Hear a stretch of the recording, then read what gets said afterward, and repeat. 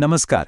ભારતીય પરંપરાના 16 સંસ્કારો વિશે તો આપણે બધાએ સાંભળ્યું જ હશે, પણ એમાંય જે સૌથી પહેલો, સૌથી પાયાનો સંસ્કાર છે, ગર્ભાધાન સંસ્કાર, એનું આટલું બધું મહત્વ કેમ છે? ચાલો આજે આ સફરમાં આપણે સાથે મળીને એને સમજીએ. જુઓ, ગર્ભાધાનનો મતલબ ખાલી એક શારીરિક ક્રિયા નથી. ના, બિલકુલ નહીં. આ તો એક બહુ જ ઊંડી, એકદમ પવિત્ર પ્રક્રિયા છે, જેમાં માત્ર શરીર જ નહીં પણ મન અને આત્મા પણ જોડાય છે.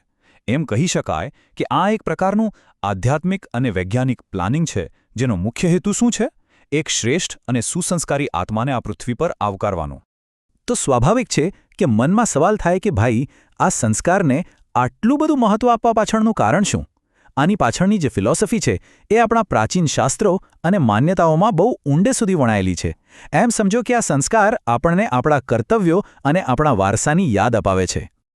આનો જે મુખ્ય હેતુ છે ને, એ 3 લેવલ પર કામ કરે છે: શારીરિક, માનસિક અને આધ્યાત્મિક. વિચાર તો કરો, આ એક એવી પ્રક્રિયા છે જેના દ્વારા માતા પિતાના શરીર, એમના વિચારો અને એમની આધ્યાત્મિક ઉર્જા, આ ત્રણેયનું એક એવું પરફેક્ટ કોમ્બિનેશન બને છે જે એક ઉત્તમ અને તેજસ્વી બાળકના જન્મ માટેનો પાયો નાખે છે. અને અહીંયા એક બહુ જ રસપ્રદ વાત આવે છે: પિતૃઋણની. આપણા શાસ્ત્રો શું કહે છે કે દરેક માણસ 3 ઋણ એટલે કે 3 દેવા સાથે જન્મે છે: દેવઋણ, ઋષિઋણ અને પિતૃઋણ.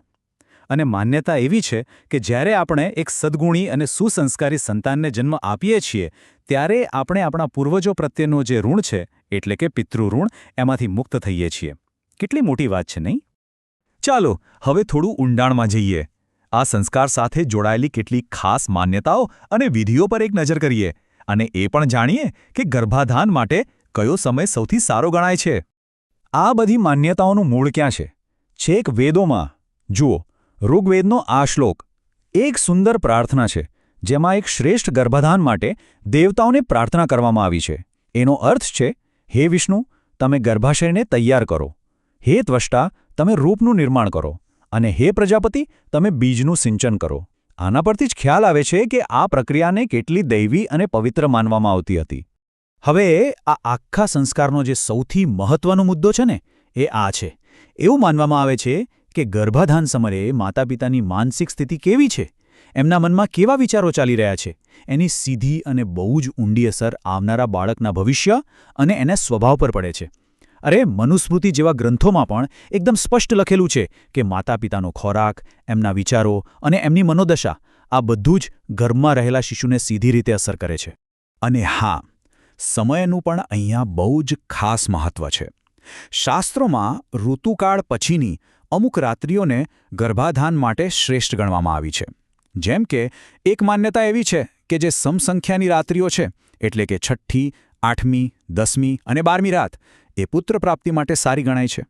અને જે વિષમ સંખ્યાની રાત્રિઓ છે, જેમ કે 5મી, 7મી, 9મી અને 11મી, એ પુત્રી પ્રાપ્તિ માટે વધુ અનુકૂળ માનવામાં આવે છે. સારું, અત્યાર સુધી આપણે પરંપરા અને શાસ્ત્રોની વાત કરી, પણ હવે એકદમ આશ્ચર્યજનક વાત: શું આપણને લાગે છે કે આ હજારો વર્ષ જૂની પરંપરાને આજના મોડર્ન સાયન્સ સાથે કોઈ કનેક્શન હોઈ શકે? ચાલો તપાસ કરીએ. તો સવાલ એ જ છે જે આપણી સામે છે: આ માત્ર એક જૂની પરંપરા છે કે પછી એની પાછળ કોઈ ઠોસ વૈજ્ઞાનિક તથ્ય પણ છુપાયેલું છે? જુઓ, ગર્ભાધાન સંસ્કારની મુખ્ય માન્યતા શું છે કે માતા પિતાના વિચારો અને એમની આસપાસનું વાતાવરણ બાળકના સ્વભાવને ઘડે છે. હવે રસપ્રદ વાત સાંભળો. આધુનિક વિજ્ઞાનની એક નવી બ્રાન્ચ છે જેનું નામ છે એપિજેનેટિક્સ, અને એ લગભગ આ જ વાત કહે છે. એપિજેનેટિક્સ આપણને સમજાવે છે કે આપણી લાઇફસ્ટાઇલ, આપણું ખાવા પીવાનું, આપણું વાતાવરણ, આ બધું આપણા જીન્સ એટલે કે જનીનો કેવી રીતે કામ કરશે એને પ્રભાવિત કરી શકે છે. કેટલી મોટી સમાનતા છે ને! અને બસ આ જ કારણ છે કે આપણા સ્ત્રોતમાં આ આખી પ્રથાને જીનેટિક એન્જિનિયરિંગના એક પ્રાચીન ભારતીય સ્વરૂપ તરીકે પણ ઓળખાવવામાં આવી છે. આ એક સરખામણી જ આ પ્રાચીન જ્ઞાનને એકદમ આધુનિક દૃષ્ટિકોણ આપી દે છે. ચાલો હવે આપણે આપણા વિષયના અંતિમ પડાવ તરફ આગળ વધીએ અને એ જોઈએ કે આ પવિત્ર પ્રક્રિયા પહેલાં માતા પિતાએ શારીરિક અને માનસિક સ્તરે કેવી કેવી તૈયારીઓ કરવાની હોય છે. આ તૈયારીઓમાં સૌથી વધુ ભાર શરીર અને મનની શુદ્ધિ પર મૂકવામાં આવ્યો છે, જેમાં મુખ્યત્વે 4 પગલાં છે. પહેલું, આયુર્વેદ દ્વારા શરીરની શુદ્ધિ. બીજું, મંત્રોના જાપથી મનની શુદ્ધિ. ત્રીજું, ધ્યાન દ્વારા માનસિક શાંતિ અને ફોકસ મેળવવો.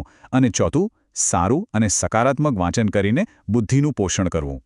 એટલે કે આ એક સંપૂર્ણ હોલિસ્ટિક તૈયારી છે. આપણે જે પણ વાત કરી રહ્યા છીએ એ બધી માહિતી એક સુવ્યવસ્થિત પ્રાચીન જ્ઞાન પર આધારિત છે. આ પોતે જ એ વાતનો પુરાવો છે કે આપણા પૂર્વજોએ આ વિષય પર કેટલો ઊંડો અને ઝીણવટભર્યો અભ્યાસ કર્યો હશે. તો આ બધું જાણ્યા પછી મનમાં એક સવાલ તો ચોક્કસ ઉઠે છે. આજના આટલા ફાસ્ટ અને વ્યસ્ત જીવનમાં આ પ્રાચીન જ્ઞાન કેટલું પ્રાસંગિક છે? શું આવી પરંપરાઓનું પાલન કરવું આજે પણ શક્ય છે? આ પ્રશ્ન સૌના વિચારો માટે છોડીને આજની આપણી આ ચર્ચા અહીં જ પૂરી કરીએ છીએ. આભાર.